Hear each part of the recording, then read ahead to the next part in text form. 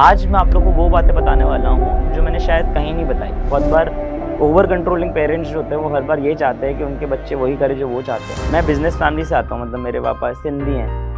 तो सिंधियों के लिए जॉब भी उतना ही ख़राब है, करियर भी हो जाए, अगर आप क्रिएटिव फील्ड में जा रहे हो उतना ही ख़राब है। उनका ऐसा था कि बस धंधा कर लो। मेरे लिए वो पीरियड भी बहुत डिफ़िकल्ट था कि मैं डैड का बिज़नेस भी देखा, थोड़ा-सा कम होना शुरू हो गया था। मेरे को ये भी रियलाइज़ हुआ कि मेरा ड्रीम भी धीरे-धीरे मरते जा रहा है। तो मेरे को लग नहीं रहा था कि ये वापस हो पाएगा। बहुत बार ऐसा होता था कि मैं जाता था ओपन माइक में और वहाँ पे जो एक ऑडियंस रहता था वो मैं ही लेके जाता था। तो मैंने एक पॉइंट पे अपना पूरा गिव अप ही कर दिया था कि ये मैं करना भी चाहता हूँ कि नहीं करना चाहता हूँ। तो मेरे लाइफ़ का टर्निंग पॉइंट भी तब आया था जब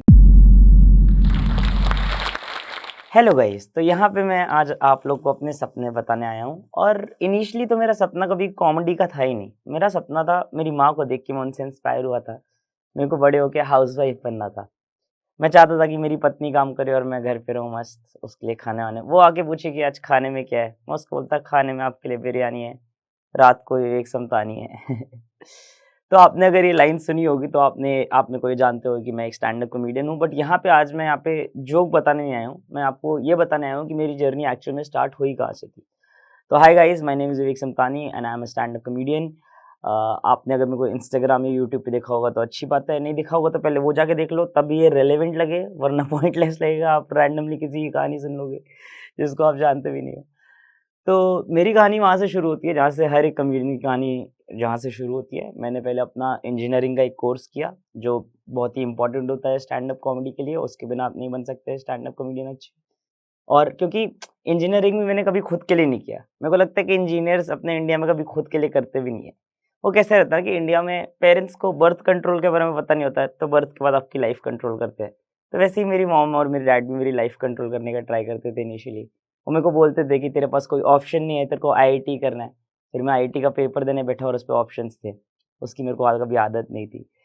बट इंजीनियरिंग कॉलेज की अच्छी बात ये थी कि वहाँ पे जाके आप पूरे इंडिया से अलग-अलग डाइवर्सिटी के लोग देखते हो। आपको बहुत अलग-अलग टाइप के लोग अलग-अलग जगह से आके अलग-अलग रिफ्लेक्शन देते हैं अपनी लाइफ का कि वो कहाँ से आ रहे हैं। और इंजीनियरिंग कॉलेज में ये बात सच है कि इंजीनियरिंग के अलावा सब कुछ होता है। तो वहीं से जो मैं क्रिएटिव फील्ड में घुसना चालू किया था, तो मैंने थोड़ा-थोड़ा बाहर का कंटेंट, इंडिया के बाहर के जो कॉमेडियंस होते हैं, स्टैंड अप कॉमेडी होता क्या है, ये इंडिया में होता है कि नहीं होता है, ये सब जानना शुरू किया। मुंबई नरसी मुंजी में था मैं। मतलब नरसिंह मुंजी का एक बाहर वाला कैंपस था, मैं वहाँ पे था। अब जैसे यहाँ पे आप लोगों को लग रहा होगा कि ओपन माइक्स होते क्या हैं, तो ओपन माइक्स ऐसे होते हैं कि हम लोग कोई भी जब कोई नया जोक लिखते हैं, तो हमको 3-4 लोगों के सामने ट्राई करना होता है। तो हम वहाँ पे जाके ट्राई करते हैं और हमको ये समझ आता है कि जनरली ये जोक अच्छा है भी कि नहीं है। क्योंकि इंजीनियरिंग के बाद तो नहीं लग रहा था कि कुछ भी हो पाएगा, क्योंकि वहीं इंटरव्यू पे बैठते थे हम लोग। और मैं बिज़नेस फैमिली से आता हूँ, मतलब मेरे पापा सिंधी हैं। तो सिंधियों के लिए जॉब भी उतना ही खराब है, करियर भी हो जाए, अगर आप क्रिएटिव फील्ड में जा रहे हो उतना ही खराब है। उनका ऐसा था कि बस धंधा कर लो हमारा, जो भी है। और ये एक पॉइंट था कि मेरे मॉम-डैड कभी मेरे को सपोर्ट नहीं किए थे स्टैंड अप कॉमेडी में, जब मैंने बोला था कि मैं वो स्टैंड अप कॉमेडी ट्राई करना था। बट उन्होंने कभी अपोज़ भी नहीं किया था। और मेरे हिसाब से अपने इंडिया में यही सबसे बड़ी चीज़ होती है कि बहुत बार ओवर कंट्रोलिंग पेरेंट्स जो होते हैं, वो हर बार ये चाहते हैं कि उनके बच्चे वही करें जो वो चाहते हैं। और बच्चे कभी वही नहीं कर पाते जो वो खुद चाहते हैं। तो मेरे को सबसे अच्छा यही था कि मेरे घरवालों ने मेरे को ऐसा नहीं बोला कि तेरे को तू ये मत ही कर। दे वर लाइक कि ये कर ले, बट नहीं हो रहा तो ये भी चलेगा हमको, वैसा टाइप का था। तो ना ही ज़्यादा पुश था, ना ही ज़्यादा पुल था। वो मेरे को अच्छा लगा मेरे पेरेंट्स के बारे में। और जब मैं ओपन माइक करने भी जाता था तो 1 घंटे ट्रैवल करने के बाद भी 2 लोग होते थे सामने, और प्लस 1 वाला कांसेप्ट होता था कि अगर आपको परफॉर्म भी करना है तो आप एक दोस्त को और लेके आओ। तो बहुत बार ऐसा होता था कि मैं जाता था ओपन माइक में और वहाँ पे जो एक ऑडियंस रहता था वो मैं ही लेके जाता था।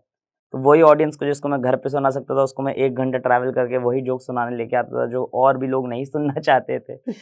तो इनिशियली तो डिफ़िकल्ट रहता है थोड़ा, but at the end of the day मेरे को ऐसा लगता है कि आप वो तभी करते हो कि आपको पता है कि आप जो चीज़ को करना चाहते हो, आप उससे प्यार इनफ करते हो। कोई भी चीज़ आप ज़्यादा प्यार करते हो, वो आप करते हो। बहुत सारे ऐसे लोगों के रिलेशनशिप रहे हैं, जिसमें कभी उनको वापस मिला नहीं जो उनको चाहिए था, बट वो करते रहते हैं, 3-4 साल तक लगे रहते हैं। तो वैसे मेरे को लगता है कि आप जब किसी चीज़ से प्यार करते हो, आपको सिर्फ़ लगे रहना है, 3-4 साल तक लगे रहना है। और फिर उसके बाद जब आपको लग रहा रहता है कि हाँ, अब तो ये हो सकता है, फिर बीच में कोविड आ जाता है और जो आप करियर पिक करते हो, करियर ही खत्म हो जाता है पूरे दुनिया से। आप घर वापस चले जाते हो। फिर मैं जब वापस गया तो मेरे लिए वो पीरियड भी बहुत डिफ़िकल्ट था कि मैं डैड का बिज़नेस भी देखा, थोड़ा-सा कम होना शुरू हो गया था। मेरे को ये भी रियलाइज़ हुआ कि मेरा ड्रीम भी धीरे-धीरे मरते जा रहा है। तो मेरे को लग नहीं रहा था कि ये वापस हो पाएगा। तो मैंने एक पॉइंट पे अपना पूरा गिव अप ही कर दिया था कि ये मैं करना भी चाहता हूँ कि नहीं करना चाहता हूँ। बट उसके बाद जब फाइनली लॉकडाउन खुला तो मैं क्लब हाउस करके एक ऐप हुआ करता था जिसमें मैं रात-रात भर अपने क्राउड वर्क की रूम्स ट्राई करता था क्योंकि मैं ओपन माइक नहीं कर पाता था। सरप्राइज़िंगली वो मेरे थोड़े चल गए थे तो लोग आने लग गए थे शोज़ पे जब कोविड के बाद मैंने किए थे। जैसे ही मैंने कोविड के बाद कोई शो किया तो मैंने कहा ये वाला रिकॉर्ड करने का ट्राई करते हैं। जैसे हर हम कॉमिक पहले मटीरियल लिखते हैं 20 मिनट पहले 5 मिनट लिखते हैं फिर उसको 10 जगह परफ़ॉर्म करते हैं तो वो 10 मिनट होता है, फिर 10 मिनट परफ़ॉर्म करते-करते वो 15 मिनट होता है। ऐसे ही बहुत सारा मटीरियल परफ़ॉर्म करते-करते जब वो फाइनली 25 मिनट 30 मिनट होता है तो हम सोचते हैं कि अब इसको यूट्यूब पे डाल सकते हैं। जब फाइनली मैंने वो यूट्यूब पे डाला तो मेरे को ये नहीं पता था कि लोगों को इतना ज़्यादा पसंद आएगा क्योंकि उसमें थोड़ा-सा सोशल इंक्लिनेशन टॉपिक्स पे मेरे वीडियोज़ ज़्यादा थे। मैंने मेंस्ट्रुएशन पे ज़्यादा बात की थी, जैसे पीरियड्स पे ज़्यादा बात की थी, डाउरी पे ज़्यादा बात की थी। मेरे को ऐसा लगता था कि कोई और कॉमिक उस बात पे बात नहीं कर रहा था, तभी वो उतने ज़्यादा वायरल गए जितने वो वायरल गए। तो एक वो यूनिक फैक्टर था तभी लोगों को लगा यूनिक फैक्टर, मेरे को तो सिर्फ़ वही करना आता था जो मैं करता था। जब वो चला फाइनली तो लोगों ने बोला मतलब व्यूज़ जब आए तो लोगों ने बोला कि हाँ, चलो अब शोज़ करना शुरू कर देखना शुरू करते हैं इसके। और इनिशियली फिर यहाँ से मैंने अपना टो डालना चालू किया तो 15 लोग 20 लोग आने लग गए। बहुत और 15-20 में भी आपका कुछ इतना प्रॉफ़िट तो दूर की बात है, आप तभी भी सीख ही रहे होते हो। और जब तक ये पॉइंट आया था तब तक मेरे को लगता है कि 4 साल हो गए थे। तो 4 साल के करियर में भी all those ups and downs मेरे को ये भी नहीं पता था कि अभी भी ये करियर बना है कि नहीं बना है। तो मेरे को ऐसा लगता है कि पेशेंस अपने लाइफ में बहुत ज़्यादा ज़रूरी चीज़ होती है। जब आप किसी चीज़ में जाते हो तो ज़रूरी नहीं है कि आप हर बार एंड गोल पे ही देखते रहो कि क्या होगा इस दुनिया का। अब तभी शायद वो कोट बहुत फ़ेमस है कि journey is always beautiful then the destination क्योंकि जर्नी में आपके हर पॉइंट के बाद एक पल का आप इंतज़ार कर रहे हो जो आगे आने वाला है, वो ज़्यादा ज़रूरी है इंस्टेड ऑफ द डेस्टिनेशन। और मेरे लिए वही था कि मेरे को डेस्टिनेशन पता नहीं था, बस मेरे को ये पता था कि मेरे को ये पल में अच्छा लग रहा है और आने वाला पल बेहतर होगा। उसी उम्मीद से मैं करते रहा सारे और उसके बाद जब फाइनली मैं डालते रहा, कंसिस्टेंट रहा, फिर लोगों ने एक-एक करके वीडियोज़ मेरे अच्छे जाने लग गए, लोगों ने प्यार देना शुरू किया। फिर घर वाले भी थोड़ा-सा सपोर्ट में आए कि हाँ, चलो ठीक है, अगर ये कर पा रहा है तो अच्छी बात है। और मैं जिन चीज़ों के बारे में बात करता था, वो भी बहुत ऐसे नॉर्मल नहीं है, काफ़ी एजी होती थी। मतलब कभी थोड़ा-सा डार्क ह्यूमर होता था, कभी थोड़ा-सा अश्लील भाषा भाषा होती थी, जो मेरे घरवालों को इनिशियली पसंद नहीं आती थी। तो वो एक पूरा अलग फ़ाइट था मेरे घरवालों से, जो अभी भी चल रहा है। मतलब अभी भी मेरे को लगता है कि वो ये वीडियो देखेंगे तो वो वेट कर रहे होंगे कि मैंने कब कुछ गलत बोला और फिर मेरे को आके बोलेंगे, बट ये वाले वीडियो में कुछ गलत नहीं है, तो आप लोग पूरा देख सकते हैं। अगर मेरे देखने हो तो आप जाके देख सकते हैं, बट द पॉइंट बीइंग कि वो जो कांस्टेंट फाइट है वो कभी आपकी खत्म नहीं होती। जब आपको लगता है कि अब सब आपके पास आ रहा है, फिर इंस्टाग्राम पे कमेंट्स देख लेते हैं हम बहुत सारे, जो आप लोग ही करते हो, आप लोग ही करते हो।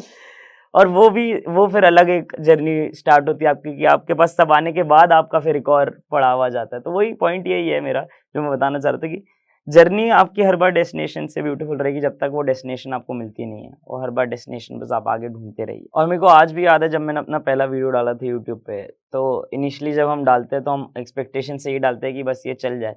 बट जैसे ही वो वीडियो जाता है तो आपका नर्वस सिस्टम पूरा ब्रेकडाउन होके ऐसा फिर से सेल्फ डाउट आ जाता है कि ये चलेगा कि नहीं चलेगा। लेकिन आप पूरा अपना 3-4 साल की मेहनत एक बार में डाल रहे होते हो, तो आपको खुद नहीं पता रहता है।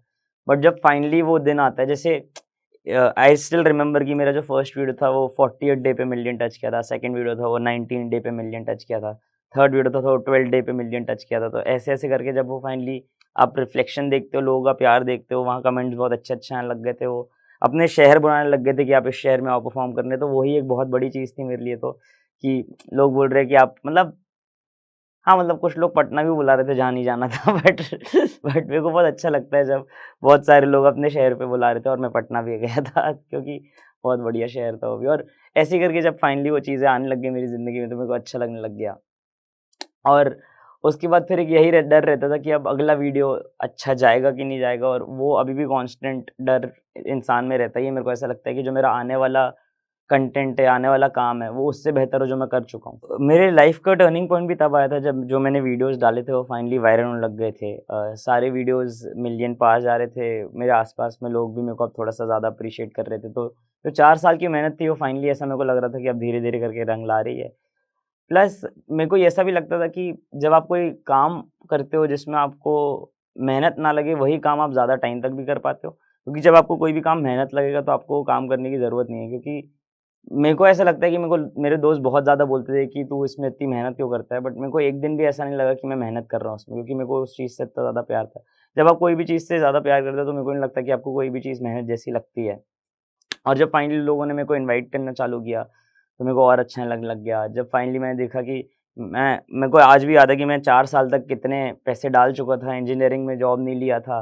तो लाइक वो भी एक फाइनेंशियल स्ट्रेन था ही कोविड के बाद भी घर को लेके, कि कैसी चीज़ें होने वाली है। बट जब फाइनली यूट्यूब से भी जब अर्निंग्स आने लग गई, लोग बुलाने भी लग गए, तो I think that was the changing moment in my life where I finally felt कि yes, I think this is gonna make something now for sure. और फिर मेरे को जब फाइनली ये वीडियोज़ वायरल हो गए, तो मेरे को फाइनली वो फीलिंग आई कि कैसा फ़ील करता है जब आप फाइनली एक करियर बना लेते हो कोई चीज़ को लेके। क्योंकि मेरे को आज भी दिन याद है, अब मैं बाकी शहरों में जा रहा था, बैंगलोर में जा रहा था, सूरत, अहमदाबाद, नागपुर, हर शहर में जा रहा था, और 100-100, 150-150 लोग आना शुरू हो गए थे। तो मेरे को ऐसा लग रहा था कि इसी दिन का इंतज़ार था, और मेरे को वो दिन याद आता था जब मैं सिर्फ़ अपने एक दोस्त को लेके उसी के सामने परफ़ॉर्म करता था। और मेरे को उस दोस्त का नाम अभी भी याद है, अभिषेक करके था, मेरा जूनियर था, और मैं यही काम निकलवाता था उससे इंजीनियरिंग कॉलेज में, कि तू मेरा जूनियर है तो कम से कम ये तो कर ही सकता है मेरे लिए।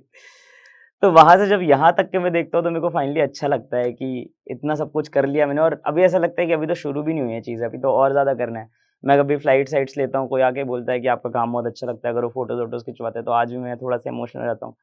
मेरे को ये याद है कि एक दिन बैंगलोर में मेरा शो था, और मेरे कुछ आई थिंक 170 के आस-पास टिकट निकले थे, और 170 सुनने में भले छोटा लगे, बट 170 बहुत बड़ा नंबर होता है।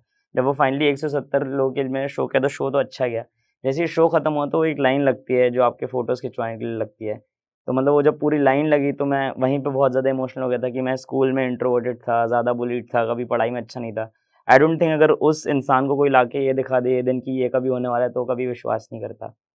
बट मेरे को यही है पॉइंट, जैसे मैंने आपको बताया कि जब आप किसी चीज़ से प्यार करते हो, तो आपको कभी डेस्टिनेशन का फ़र्क नहीं पड़ता, आपको सिर्फ़ जर्नी एन्जॉय करनी आनी चाहिए। मेरे को आज भी याद है जब मैं स्कूल में रहता था, तो आप आई डोंट नो आप लोग देख सकते हो कि नहीं देख सकते हो, बट जितना मैं अभी हूँ, ये मैं चौथी-5वीं से इतना ही हूँ। मेरी हाइट 5'3", 5'4", अगर आप लोग देख रहे हो तो मैं झूठ भी बोल सकता हूँ, 5'8" है मेरी हाइट, 5'8" से बड़ी मेरी कभी हाइट हो ही नहीं थी। तो बेसिकली मैं ये कहना चाहता हूँ कि छोटी हाइट को लेके भी मेरे को बचपन में बहुत ज़्यादा बुली किया जाता था स्कूल में।